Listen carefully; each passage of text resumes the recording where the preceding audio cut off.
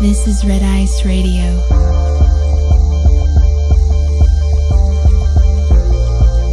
From the dream to reality.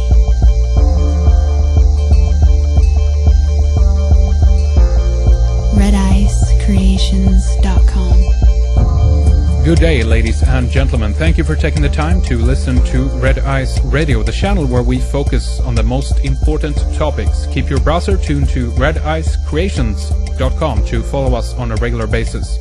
My name is Henrik Palmgren and we are coming to you from Scandinavia. I hope you're well wherever you are in the world.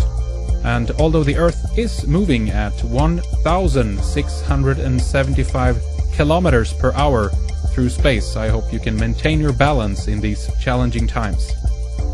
Santos Bonacci has for over 30 years been researching the holy science and ancient knowledge, much of it heavily veiled in language, allegory and symbolism, and much of it has been deliberately hidden to keep the higher truths from reaching the masses. His website is universaltruthschool.com, and we are going to begin here in the first hour today to talk about Roman, papal and ecclesiastical law. This is about the fascinating study of etymology, words, terms, and hidden clues in the language that we use, especially when it comes to legalese, and how this has entrapped humanity for at least 1700 years or so. Well, we're going to discuss the Roman roots of this system. Right, welcome everybody. We are talking here with Santos Bonacci today. This is going to be a very, very interesting program. We're going to focus on Roman law, the popes, the ecclesiastic law, and maybe a little bit later as well we're going to talk more about the story of Jesus, the Christ story, of course. But obviously, first off, welcome to the program, Santos. It's nice to have you with us. How are you today? Very well, thanks, Henrik. Thank you very much. It's good to have you with us, as I said, and I think it would be interesting for me and our listeners to hear a little bit quickly about your background, obviously, because you're a musician. You are playing acoustic guitar, I think, flamenco. You can explain yourself the genre, I guess, but I wanted to ask you how you got onto the trail of conspiracy research. In some cases, it actually seems to go hand in hand. There's a lot of musician in this particular field as well. What's your story, Santos? Yes, interesting. That's true. Yes, the genre of music that I play is flamenco, Latin jazz, instrumental. But music's always been there. But the other thing is that I probably got interested in deep science and knowledge, and I realized that things were not the way they appear, probably in the early 80s when I read Immanuel Velikovsky. Now, at the time, I'd just become a Jehovah's Witness. I grew up as a Jehovah's Witness and rejected it when I was 14 and became, let's say, a non-believer. So I did that for about 7 years, and I did the normal things without going to any Christian meetings. But then in my late teens, I decided that I wanted to become spiritual. And for some reason, I just gravitated back to the Jehovah's Witnesses. And I was a witness for 20 years. Now, about 10 years ago, I stopped going to the meetings because I was disillusioned. So I have a background where I'm studying and reading Velikovsky and things like that. But I'm also part of the Christian what I call the Christian literalist historical church, because they're based on a fiction, and which I will go into later, and it works beautifully. It works beautifully with the fictional law that is called maritime and canon law, which is running parallel with our common law in the Western world. And all these fictions, as I will explain, come from Rome. Everything, the lot of it. See, people have been taught in the schools and whatnot that Rome fell in 500 when the Huns destroyed Rome and they sacked Rome, and then there was the Holy Roman Empire with the Carolingians, and they destroyed the Merovingians. The Pippins were also instrumental in setting up and morphing the Roman cult. So it's been morphing since it came from Chaldea, from Babylonia. It's basically Babylonian. But it's a counterfeit of that system too, really. It's a pure fiction.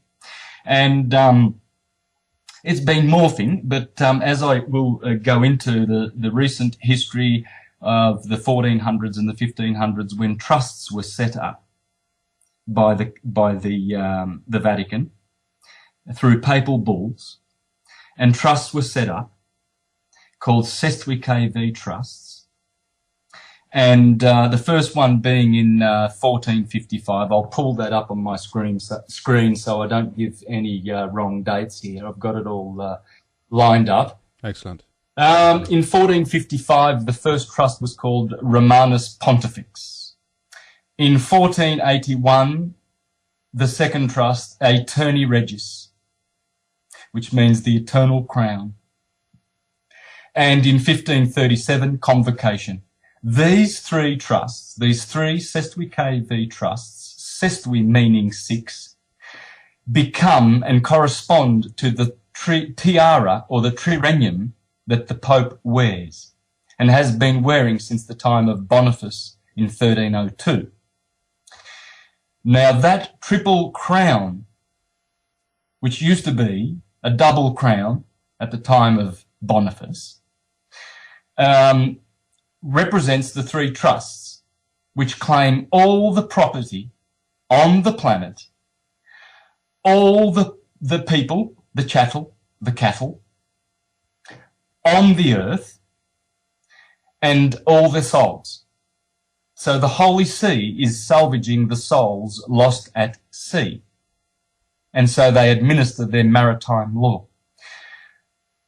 And the maritime law is the commercial law, which is also Vatican. You see, when people think that the first incarnation of the Empire of Rome was from Julius Caesar to when the Huns destroyed Rome, then the second would be the Second Reich, when the Holy Roman Empire existed for 1,000 years and which Napoleon Bonaparte ended. Then, of course, Hitler came along and initiated the Third Reich. It's all Roman, and it's all morphing. That's why Hitler was in bed with Pacelli, Pope. Look, his name slipped me at the moment. But was it nonetheless, Pope Pius? Pope Pius. Yeah. Yes, and they were in bed together, and because it's always Roman. It's the Roman world. Look, their calendar dominates the whole planet. Russia resisted it until the Bolshevik Revolution.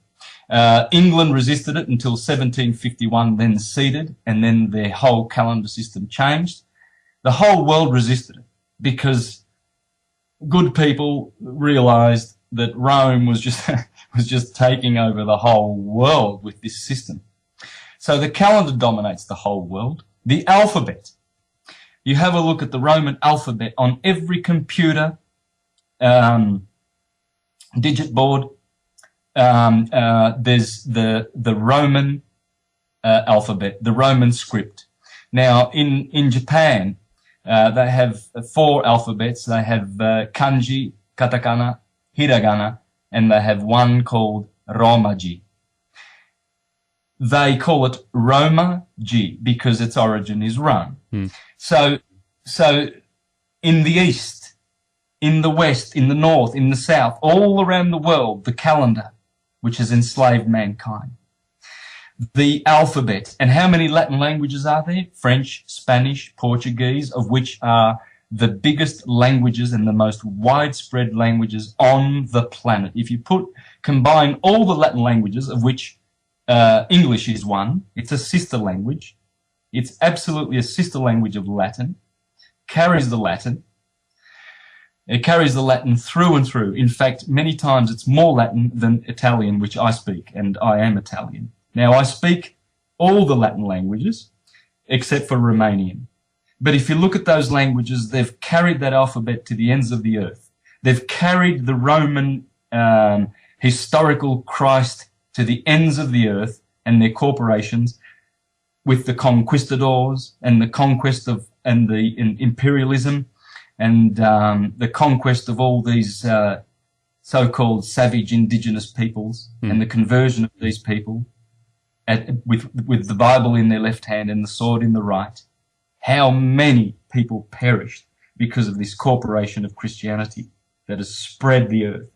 Now, it's all Rome. And not only is it the calendar, not only is it the canon law, which is sitting quite comfortably these days, side by side with canon law, and with common law, law of the land, which is our law, which is who we are, and which is why people are awakening and turning to this concept of sovereignty and dominion, especially dominion, because we are free spirits and souls and flesh and blood, and we are not corporations. We have been corporatized by these three trusts.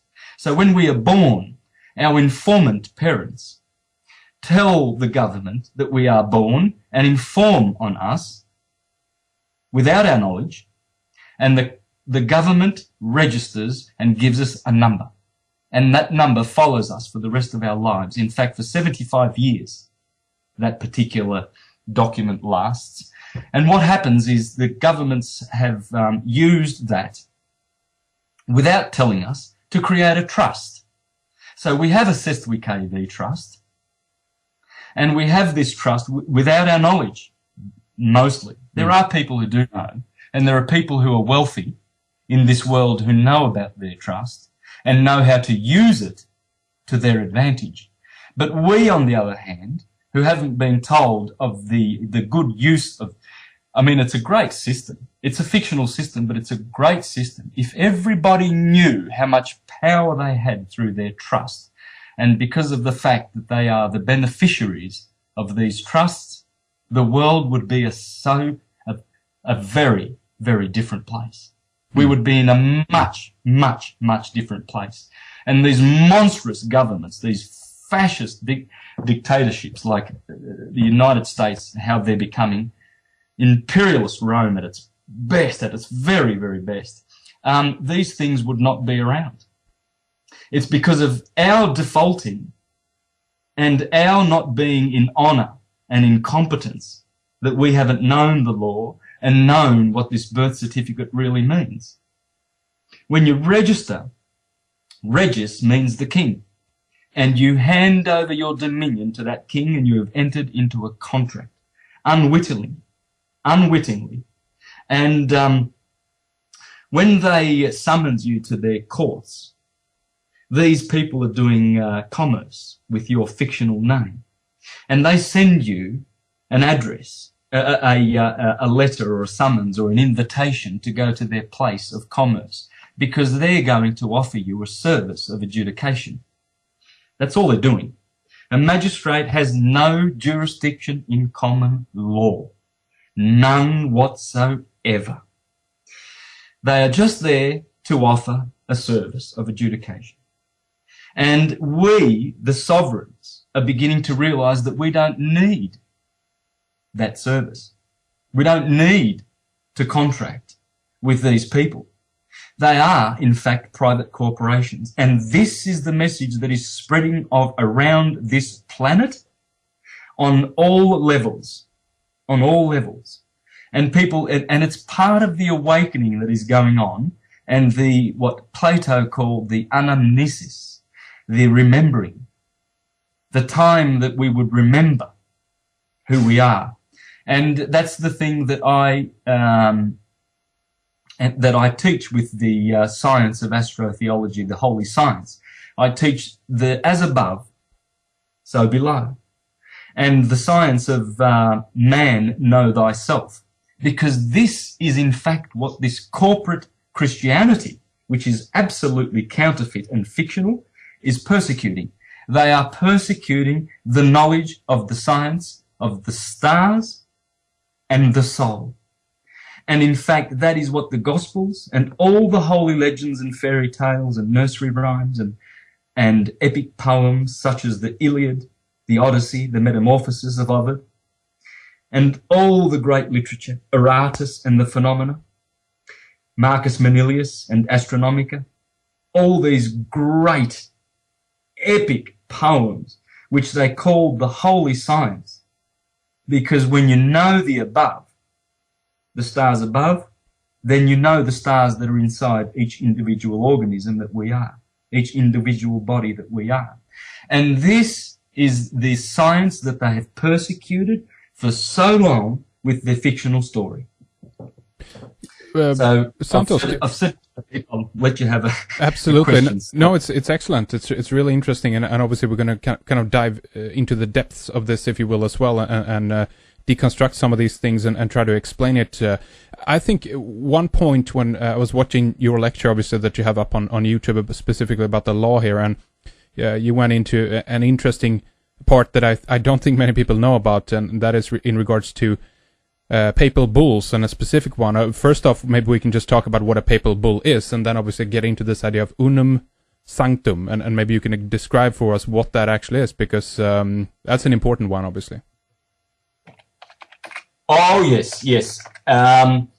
Now, unum sanctum is the first express trust created in history. Now, I would like to take this opportunity to point people to a gentleman in Sydney, Australia. I'm operating in Melbourne, by the name of Frank O. Collins, and he has a website which is connected to my website. He has 4 of them, and you can connect to these through my website, which is called universaltruthschool.com. Universaltruthschool, one word, .com. Now, Franco Collins has done a lot of research on this Vatican ecclesiastical history, and he's uncovered pretty much a lot of information about the fact that our courts are purely based on, they are ecclesiastical, and they are based on the sacrament of penance and the sacrament of indulgences. And all of this goes back to a certain Boniface, the name meaning do-gooder, bon meaning good, and face, to do. So this man, now, interesting that Dante Alighieri, one of his contemporaries, confined him to the bottommost parts of hell for how evil this man was. And he set up unum sanctum, and in there, with the blood of a kid, because this is how you make a papal bull, on the skin of a kid. Now, Frank O. Collins has done enough research to uncover that the kid here, implying a child, a true human child. Now, you will have to see his websites to uncover all of this history that he's uncovered, and he's done all the research. So I'm pointing people to that, please, because he's a fantastic researcher, and he has audio files on talkshoe.com. Now, what this papal bull basically said was that everything in the world belongs to the Roman Catholic Church and all the souls therein, basically. Now, what happened then is that in 1455, these Sestuicae trusts began. Now, Romanus Pontifex was another papal bull, which is a Sestuicae trust by Nicholas V. And it's the first, according to Frank O. Collins, it's the first testamentary deed and will and first crown over land, real property. So it deprives you of your real estate. Yes, that means your the titles on the land, the titles for your property belong to the Vatican. You have right of use, but they own the titles through this trust, which we have been contracted with at the moment of birth registration. These 3 trusts are set up in our name, and we are the beneficiaries, and the government is the trustee. I just want to mention one thing really quick here about the trust, because we're talking about history and things, and people are like, no, that time is over and all that. But I just want to alert people to one thing here, a very quick one.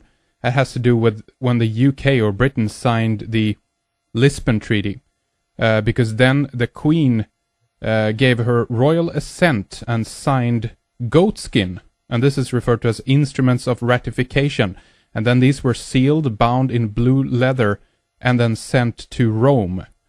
It's a news item that was out there in 2008, specifically in regards to how Britain basically gave up its sovereignty to the EU at that stage. But I'll link this up for people so you can read, as a reminder that this is still going on today, and all these documents are still lodged in or stored in Rome. But go ahead, Santos. Yes, and they are stored on. It's a very specific way of making bulls, and you can investigate this on. You can Google this information; it's readily available. But they do this on parchment or what's the other word for it? A vellum. They do it on skins of living creatures because it gives it life. Because without it cannot be written on just paper, because paper does not have the same life. A life was not given, and the spell cannot be, and the spell will not be able to be binding. It won't be binding. It must be on the skin. See, and no one has challenged this system. No one has come up with a different system. See, the world we live in is just a kingdom of ideas, and it's purely Roman. Yep. It's all Roman. The architecture, the thinking, the Catholic religious thinking, and believe you me, the 30,000 denominations of Christianity, so-called Christianity, 30,000 registered denominations are all corporations doing business. They are all registered as corporations doing business. So they are all little children of the great mother of this system, the mother of all corporations, which goes back to these trusts, but goes further. It goes further back. It goes to the Constantine the Great and what is called the donation of Constantine, which was found years after.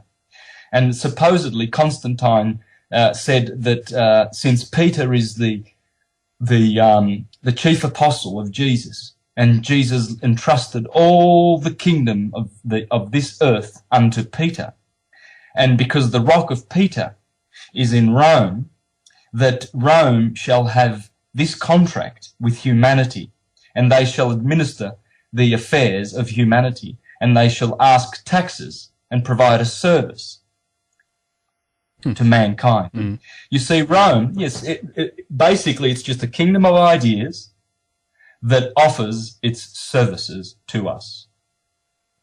Just like the mafia. When the mafia comes knocking on your door, you can rest assured that they're going to offer you a service.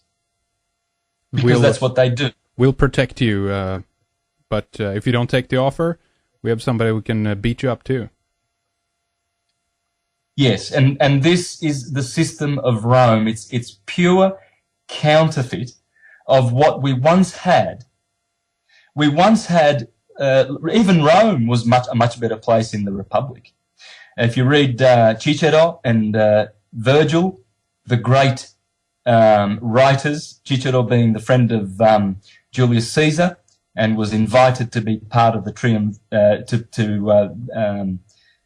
rule Rome, but he declined, and he was a writer and spoke about the Republic and how beautiful the Republic was, and all these writers speak about the time when Rome was a republic, because that is what a constitution is. It's a government by the people, of the people, for the people, and usually the aristocracy, the rule by the best. But now we have the elite who pose as these aristocracy, the poet kings of Plato. And of course, Benjamin Franklin, when he came out of the famous meeting when they founded the Republic of the United States, and the woman approached him outside and said, "Sir, what do we have?" And he said, "You have a republic if you can hold on to it." Mm-hmm, yeah. See, now yeah, exactly, because now it's morphed into a democracy and capitalism and the Federal Reserve and a lot more fictional entities which really have their birth in Rome, because the Anglo-Saxon, the Anglo-American world power is virtually Rome.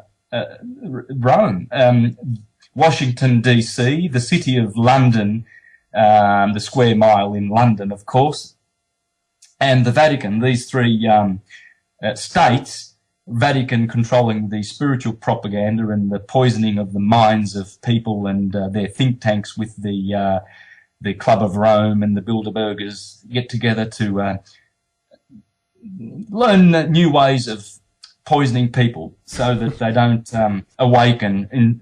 For instance, fluoride in the water, mass medicate them so that their pineal glands cannot produce DMT, so they can't awaken to this fiction. Now, the Vatican, together with the City of London, which controls the finances of the whole planet through their Bank of England and their interest system, the Federal Reserve system, and Washington, D.C., which controls the military arm. And I encourage people to have a look at the beautiful DVD by the people from Ammonstock Productions called The Ring of Power.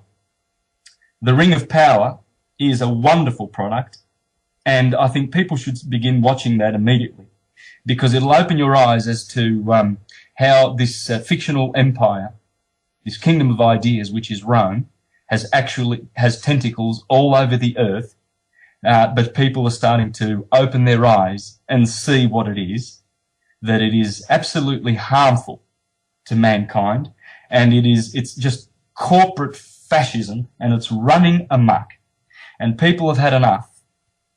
They've had enough. That's and right. They're starting to, in many different ways, on many different levels, they're starting to tell this system that they are in no need any longer of their services.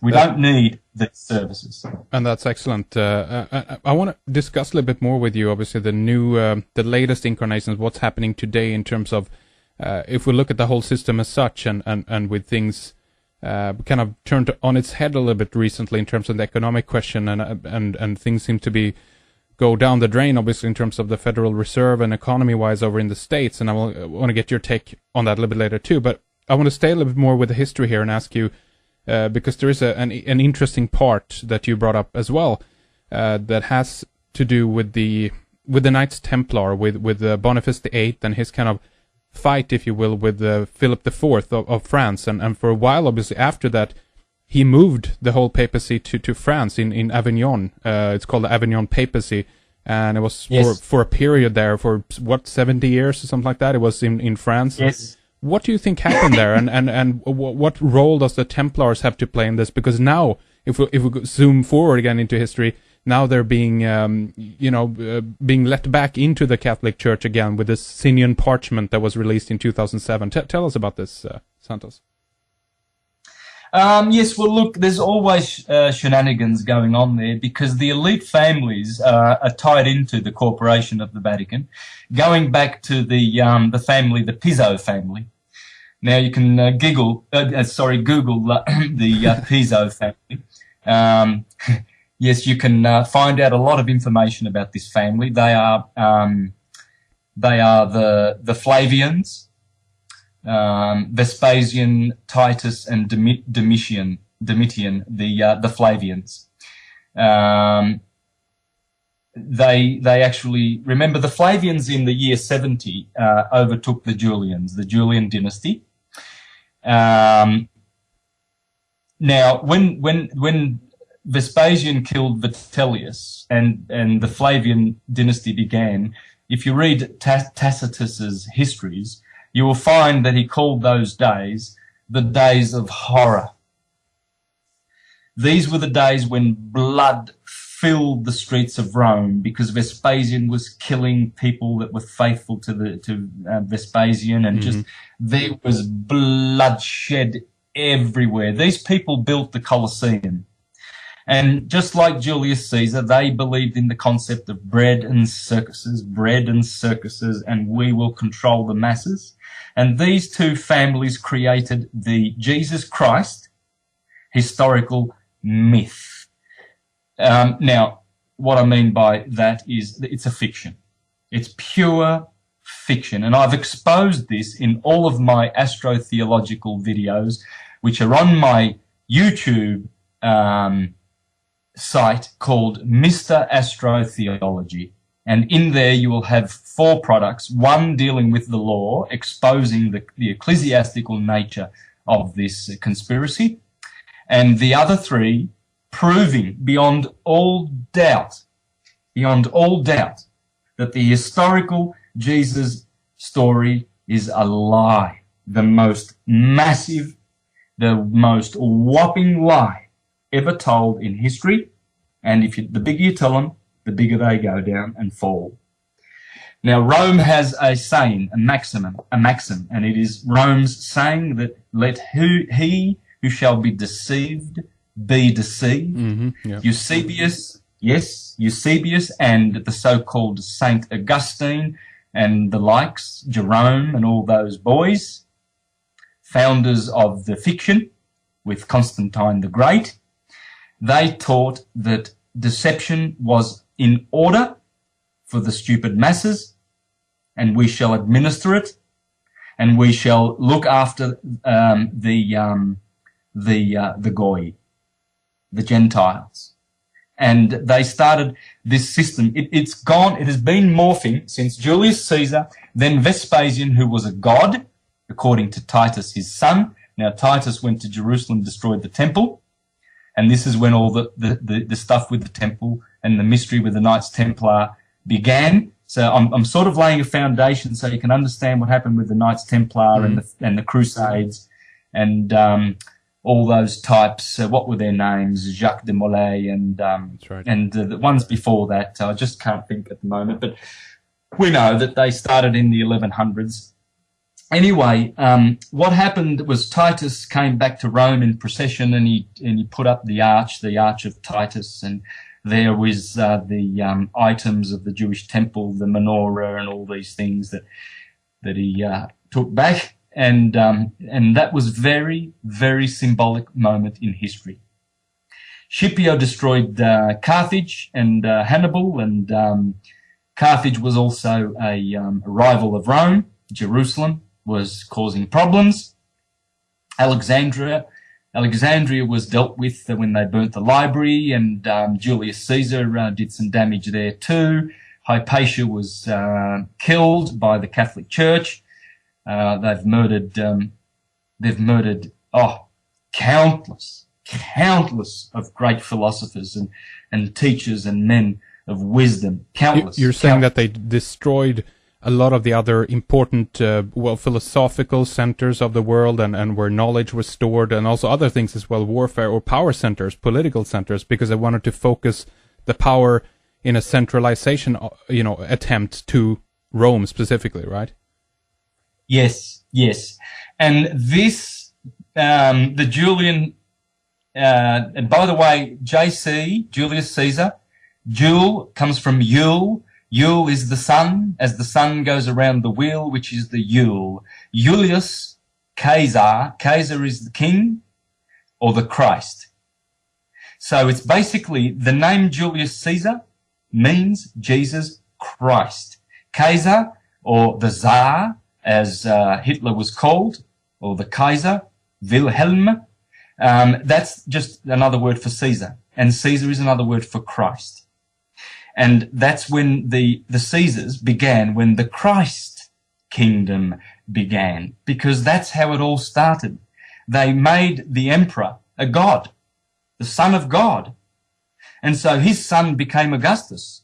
And Augustus was proud, and he gave himself the month August, just like his father Julius gave himself the month Julius.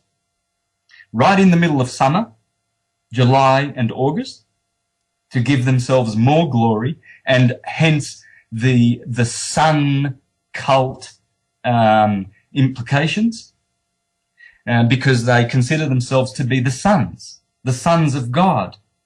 And then Vespasian did the same thing. If you read Tacitus, you'll see there that he performed miracles just like Jesus. He spat in the eyes of blind people and healed them, and performed miracles, according to Tacitus. And Titus made him a god. And it's well known that if you read, there's a great book called Caesar's Messiah by Joseph Atwell, The Roman Conspiracy to Invent Jesus. If you read that, you'll understand all of this, where the Flavians were actually the ones who invented and put a heavy historical overtones into the already existing Gospels, the four Gospels, and they retrospectively placed historical figures and interwove them into the narrative. And that's how you make fictional Gospels. And so Herod appears in the Gospels. Pontius Pilate appears in the Gospels. Let's see, who's the governor when the census of Augustus? Anyway, Tiberius appears in the Gospels. So it's sort of, we sort of think, well, this is history. It's got to be. But then again, it reads like a myth. It reads like pure myth. Jesus and his 12. King Arthur and his 12. Anyway, I'll get back to that later. But what I'm exposing here is that what appears to be so historical about the Gospels is a work of art. It's a work of art. And it was finished by Eusebius and touched up by the Jesuits in the 1500s. And we have been given a very, very, very fictional version of the past. It's absolutely pathetic what is being taught in the universities about the past. I've reconstructed the past in my videos, and you can only reconstruct the past if you understand the cycles, or in particular the cycle of precession, the precession of the equinoxes, the 24,000 year cycle, which I will go into later. Now, I want to get back to your original question about what the shenanigans that happened in the 11, 12, 1300s. See, this monster, this absolute fictional monster that we live under, has morphed and morphed and morphed. And the latest morph really would be the Patriot Act of George Bush and Homeland Security and all of that bullshit. It's disgusting. It's disgusting. But 1933 was significant with the bankruptcy there of the Federal Reserve and we becoming chattel and the system of birth certificates. The time of Abraham Lincoln was also another victory to the Vatican and the Jesuits, working hard to destroy the Constitution of the United States of America, not the Corporation of the United States, but the true country, which does in fact have a true trust, testamentary trust, and that is the Constitution. Basically, the greatest documents in history are the Magna Carta and the American Constitution, because they are true trusts.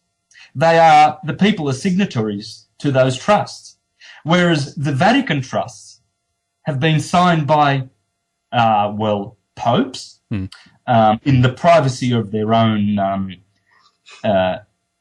abode, and without our consent. We didn't consent to those trusts. And so basically with Boniface and the popes going to France, this is all very obscure history, but it's all about the shifting and the morphing of these corporations. These people have been at it for thousands of years in perfecting their system of enslavement. Which, if you want, we can go even further in history, back to the time of Akhenaten, and before that to the Hyksos of the 17th dynasty in Egypt. Now, that's up to you. I can go down that tangent if you like, because there's a lot to uncover back there, or you can stay in the more recent history. Well, I think we can stay there. I just want to, if we briefly get your take on where the system originates from. I mean, if we go back to, I mean, in that regard, then Moses, the 10 laws received from God and so forth as well. There's been a lot of articles detailing the similarities with the Babylonian laws of Hammurabi and some of these other Mesopotamian emperors or kings, whatever we should call them. Do you track it back to the same area, the same point, basically, as well? Oh yes. There's a connection there. Akhenaten and Moses. One only needs to read. Sigmund Freud wrote about it. Many writers. There's an Egyptian scholar who now lives in England called Ahmed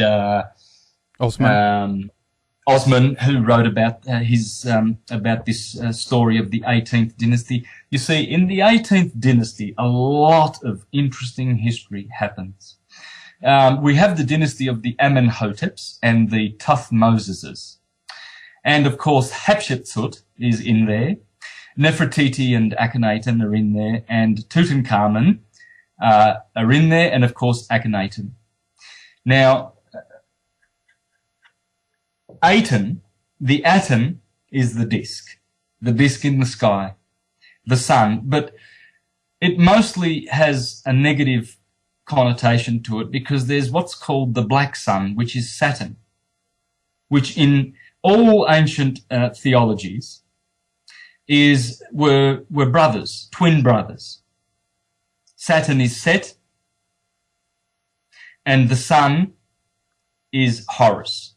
Set and Horus. And in Jewish and Christian, it's Jesus and Satan. Satan is Saturn. Now, atom and Saturn and Latin sound the same for a very, very good reason, and I'll go into that later. But what happened with Akhenaten was, supposedly he was the first monotheist.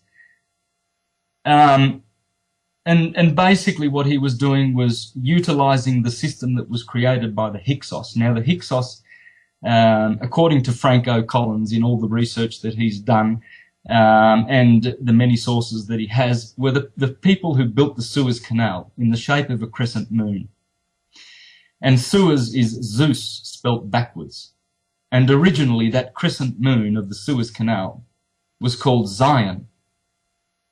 And these Hyksos, the shepherd kings, were in control with the Amun priesthood in Thebes and Luxor, of all the trade that went through the canal.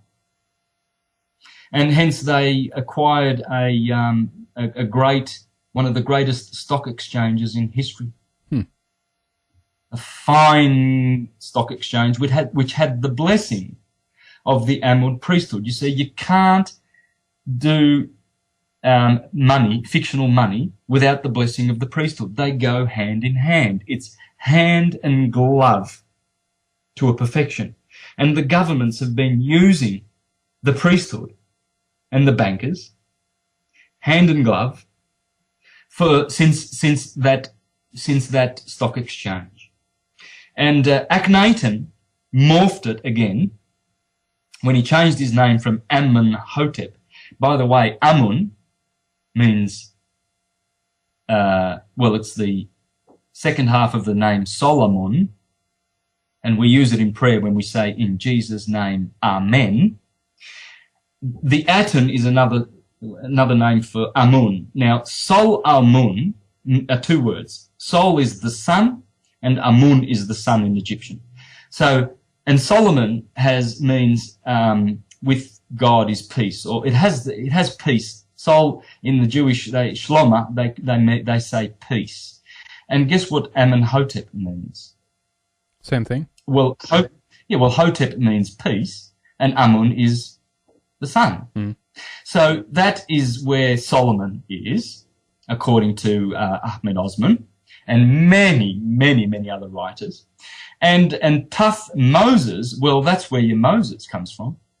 And Tuth is Toth, which is T-U-T in Egyptian, which is D-U-D in Jewish, Hebrew, which is Davud or David, and that's your David.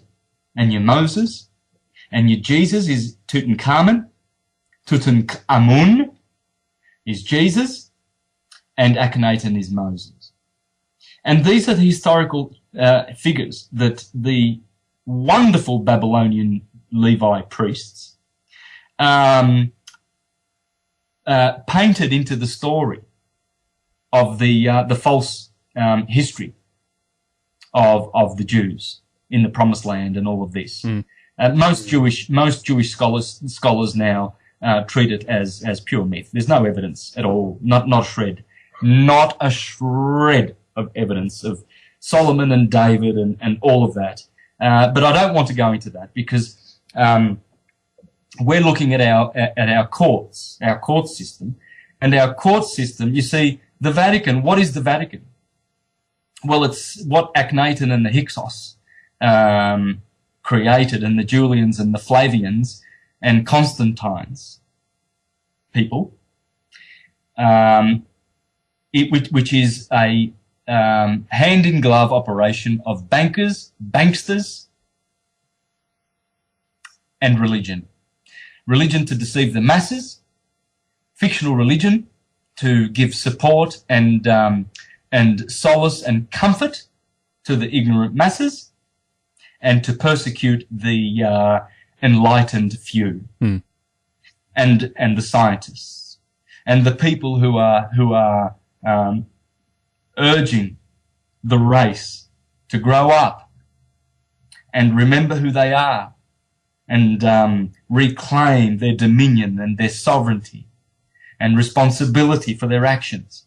You see, the Kingdom of Rome employs many servants. You see all these people with uniforms, policemen and sheriffs and bailiffs and army soldiers, killing, knocking on people's doors with summonses to attend court because you've done something wrong, to go to a hearing.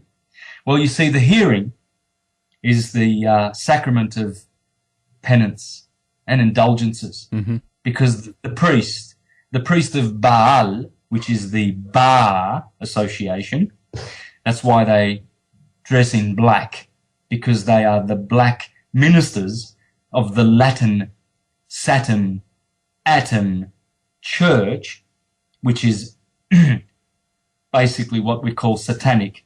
But I'm not talking about Satan, the devil, and his demons and all of that fictional concept of the monotheistic, historical, fictional Christians. I'm not, because that's a fiction.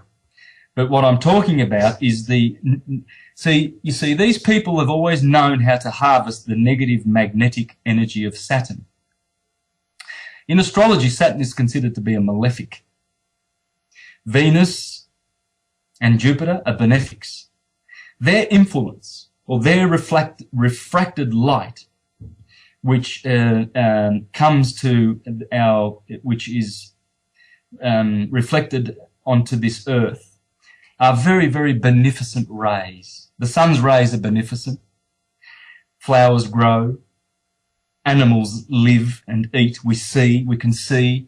There's photosynthesis. The fruits grow. Right. The sun is the great benefactor. Jupiter's the same, but you see, Saturn is not. And how the churches operate is that they harvest the negative magnetic energy of Saturn. That's why you'll see pentagrams, upside down pentagrams in courtrooms, in star chambers. You will see all these Masonic devices which are used, these symbols which are really pure nature's symbols, which are really used in the right way for the health and spiritual enlightenment of mankind. But these people know how to invert those energies, and what they do is magic on the masses. When people go to court, they are going before a magistrate. A magistrate is an ordinary. Now, what's an ordinary? Okay. Well, an ordinary is this. An officer of the church who by reason of office has ordinary power to execute the church's laws. That's what a judge is. Mm. A judge is an ordinary. A clerk is a cleric. A court is an oratory, cortio, oratory, where you go to confess your sins. We're going to have a hearing today. Forgive me, Father, for I have sinned. Will the accused stand before the judge, please? Your Honour. And all this theatre goes on, and it's all fictional, all of it. If you know who the characters are, you never, ever will lose in court. You might not win because these tricksters are very, very clever with their magic. Now, a writ, look at the word writ, W-R-I-T, comes from ritus, right. A rite is a religious observance, a plea, a prayer, a holy rite. And that's why they send you a writ, a warrant. A warrant is a seal of a writ. A writ is a form of indulgence. A person who writes a writ is a scrivener notary. A scrivener comes from two words, scribo and vene. Scribo means to write, and vene comes from veni, V-E-N-E-I. It means indulgence. So your scrivener notaries are writing indulgences.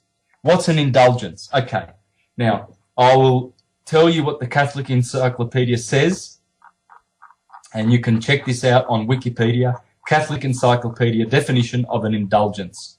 And this is powerful.